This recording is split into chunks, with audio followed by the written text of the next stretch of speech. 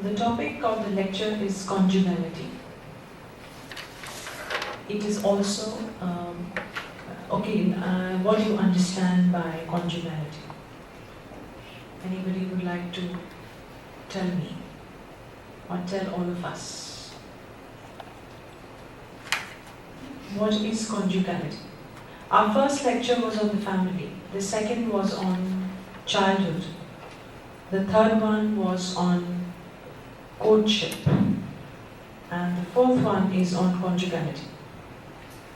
So what is conjugality, or what is conjugal intimacy?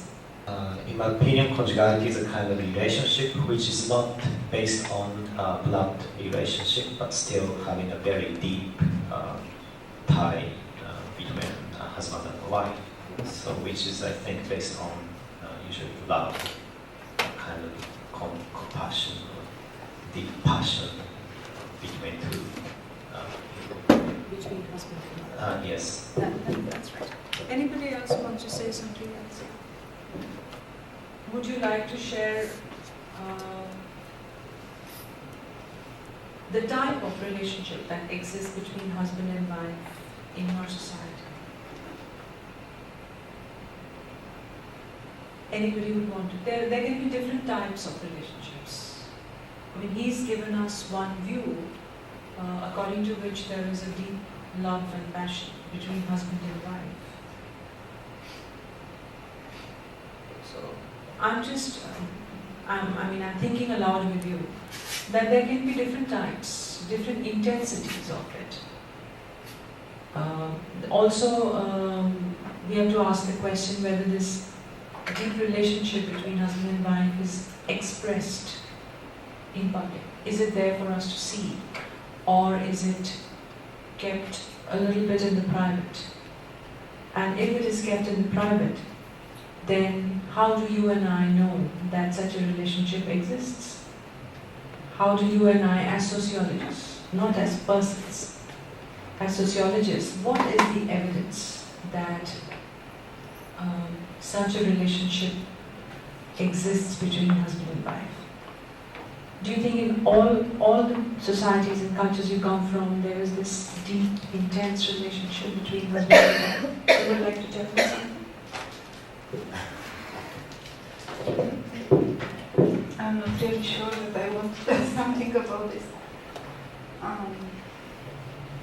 It depends, and it's not only about the question of culture, what kind of relationship will exist between husband and wife. And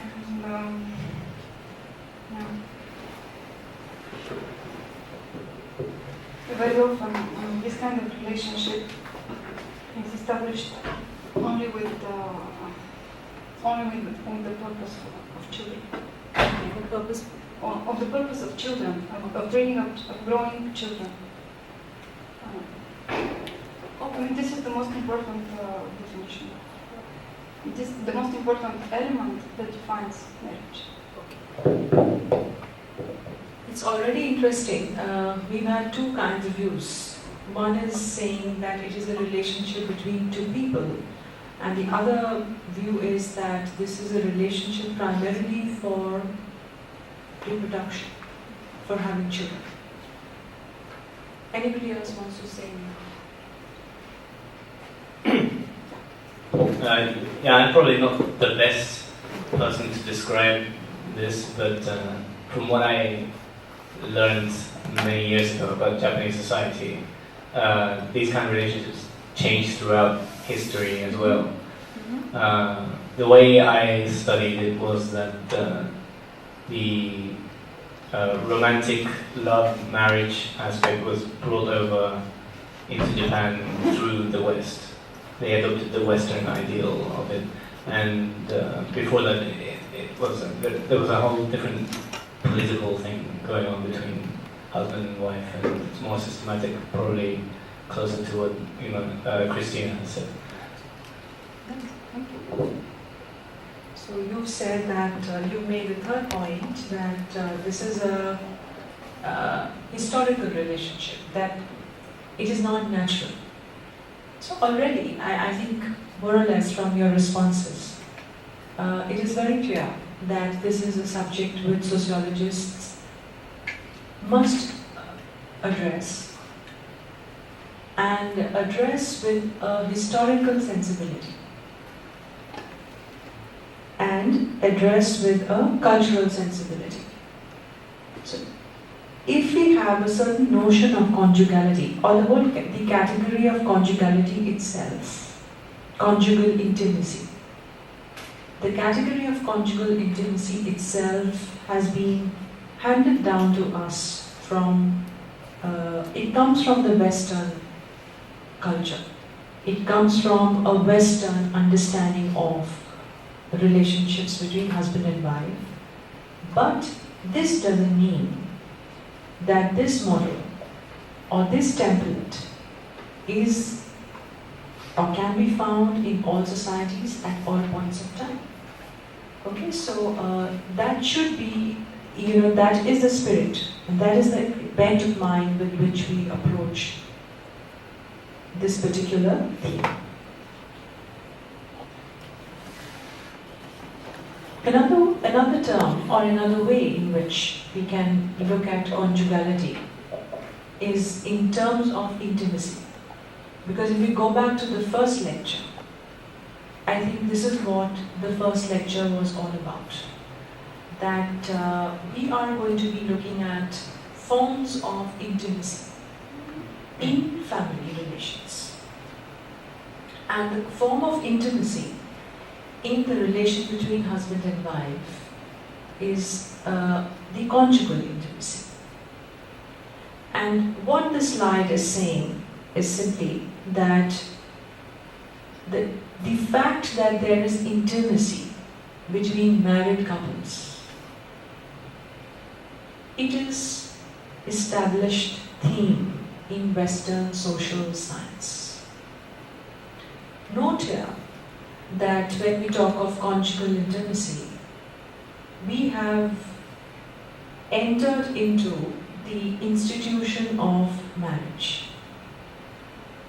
In the previous lecture, we were looking at forms of intimacy not within the institution of marriage. In fact, we were trying to ask the question that before marriage, what happens? That do people get married with a prior, with the prior feeling of love for their spouse? Or in societies like India, I can speak about, and maybe some other traditional societies, marriage is not necessarily a fallout of love between people. And it is also a very important question by itself to explore and examine as to what is marriage all about. How should we understand marriage? Is marriage primarily a relationship between husband and wife, two individuals? Or is marriage a relationship between two families? Or is marriage something which represents a culture's values? What is marriage all about? So clearly, that's another kind of a question. That is another kind of a theme. And I cannot get into it very directly, but I will leave you with those questions to think about, because all of those, ultimately what marriage is all about, determines all the other things to follow. If marriage becomes an institution to ensure that there is reproduction in society, then needn't be love in marriage. I mean, you don't have to have love to procreate, necessarily. But this whole idea that in the institution of marriage, the two people, and of course again here we are talking about heterosexual marriage. That's only one model we are talking about. That in Western social science, the understanding of marriage is that it is based on a relationship of intimacy between individuals who get married. So, whatever else the marriage may be all about, in the West at least, the understanding is that if marriage is performing the function of reproduction, of transmission of property, of transmission of name, of socializing children, of educating them into the ways of culture, let marriage do that, but let us also ensure that people who agree or people who are going to be married have some choice in the matter. That is, let it be based on love. Let there be no other considerations. For instance, even in India today, how much of the choice do individuals have in getting married is one question we can ask. And this can be a very interesting question of comparative interest, comparison between societies. Do individuals have a choice? And in the last lecture I said this, that up to a point, yes, but parents are very much involved in individuals' life, in their marriages. So which means that I cannot just go up to my parents and say that, look, this is so and so, I've met and I've decided to get married to, and we have decided to live, to start a family. It's not like that. And this might be the case in Western societies. It might be the case in Japan to an extent, I don't know. But marriage is a very, very big affair. So coming back to these themes of intimacy between married couples, we have already entered marriage. We are into the institution of marriage. So what we have skipped conceptually is marriage. Because the last lecture was before marriage, now we are after marriage. So marriage is what we have skipped. Because it's very, very extensive and I have only this much of time to talk to you. But otherwise, that's something we must also think about. So this is an established theme in Western social science.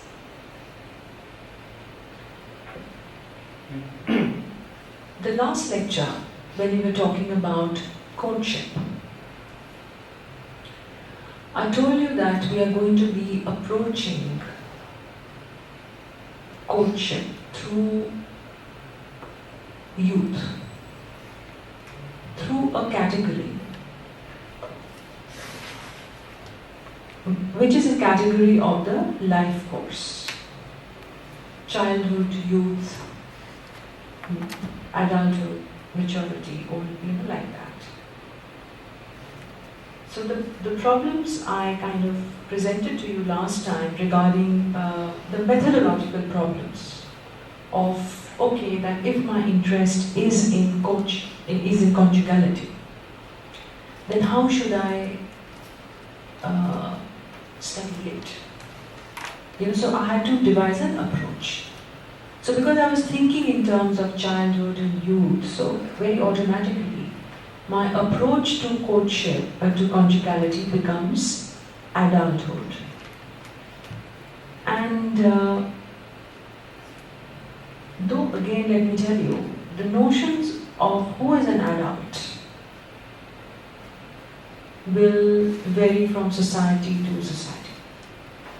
For instance, as an example, in India now rarely, much rarer, but supposing there's an institution of child marriage, what we today call child marriage, which means the time when a girl attains puberty, she is married off. So at a particular point of time, that you skip the adolescence. If a girl or children are married off at that young an age, at puberty, and in India, traditionally, in some society, among some communities, the marriage of the children was fixed by the parents. You know, it was by word of mouth. Okay, if I have a daughter, I'm going to marry her to your son. That is even before the kid is born. So basically, all of these things tell us that whether we are talking of childhood or youth or adulthood, these are all historical constructs. Because if a couple of decades down the line in India, you know, before adulthood would not be same as the adulthood today. Who is an adult or who is a child? Because once the little girl is married, she ceases to be a child because technically she is able to produce, to bear a child. Supposing at the age of 14 years, somebody bears a child, then she is no longer a child because these terms are also very relational. So the point is that our approach to conjugality in the Indian context is going to be adulthood. And that in a sense also falls in kind of sketches a pattern with the other two stages we have spoken about, that is childhood and youth. Okay, and the reason why I have taken this methodological line, you know, somebody can ask me that why should you go to youth and adulthood to talk about a relationship of intimacy? Why can't we just talk about, go and study husbands and wife, irrespective of whether they are of whatever age? Why was I so... I don't have to go via age. Let me identify my field via the relationship. So whether the husband or wife is between 60 and 70, between 30 and 40, between 20 and 25, it should not have mattered. Okay, so the point is, I have taken a particular line, a particular methodological line. And the reasons for this are, my reasons for this are, that if you read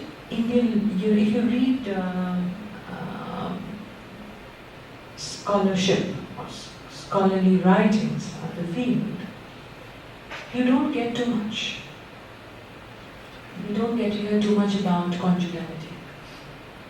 You don't get to know too much about conjugal relations. There isn't enough research.